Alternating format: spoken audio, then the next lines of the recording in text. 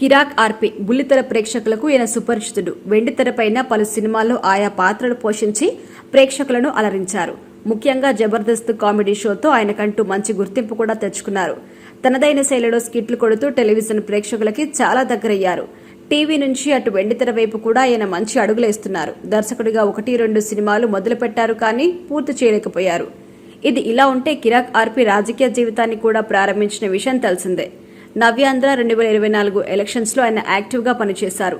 కూటమి తరపున కిరాక్ ఆర్పి చేసిన ప్రచారం అందరినీ ఆకట్టుకుంది. తన వాగ్ధాటితో ప్రత్యర్థి పార్టీ అభ్యర్థుల్ని స్టేట్మెంట్లకు ఎప్పటికప్పుడు కౌంటర్ ఇస్తూ వచ్చారు.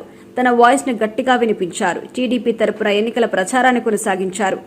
నాగబాబుకు టీడీపీ తరపున వర్క్ చేశారు. ఇక ఎలక్షన్స్ లో కూటమి విజయ పతాకాన్ని ఎగురవేసిన తర్వాత కూడా తన గళాన్ని వినిపిస్తూనే వచ్చారు. ఇక ఇదే క్రమంలో ప్రస్తుత ఏపీ రాజకీయాలపైన కూడా తనదైన శైలిలో స్పందిస్తున్నారు.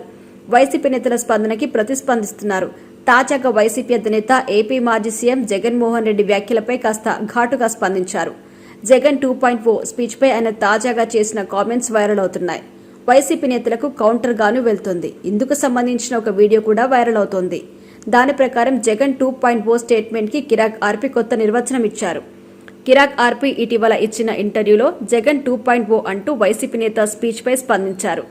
ఆయన మాట్లాడుతూ, జగన్ 2.0 అంటే గత ఎన్నికల్లో నాకొచ్చింది 11, వాటి మొత్తం 2, వాటి భేదం 0.2.0 అంటే 2029లో వారికి వచ్చే సీట్లు ఓ అని జగన్మోహన్ రెడ్డి చెప్పకనే చెబుతున్నారని అభిప్రాయపడ్డారు.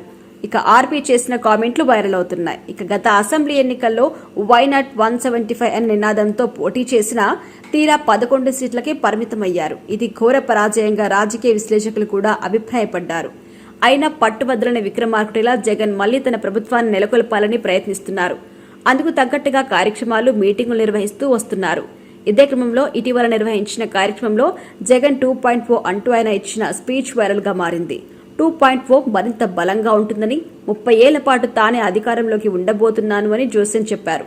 దీనిపై AP CM Chandrababu, deputy CM power star Pawan Kalyan, IT మంత్రి నారా లోకేష్ కూడా తమదైన శైలిలో కౌంటర్లిచ్చారు. జగన్ 1.0కే రాష్ట్రం నాశనమైందని, ఇంకా 2.0కు అవకాశం ఉండబోదని కూడా అభిప్రాయపడ్డారు. టీడీపీ నాయకులతో పాటు జన సైనికులు కూడా జగన్ స్పీచ్ పై స్పందిస్తూ ఉన్నారు.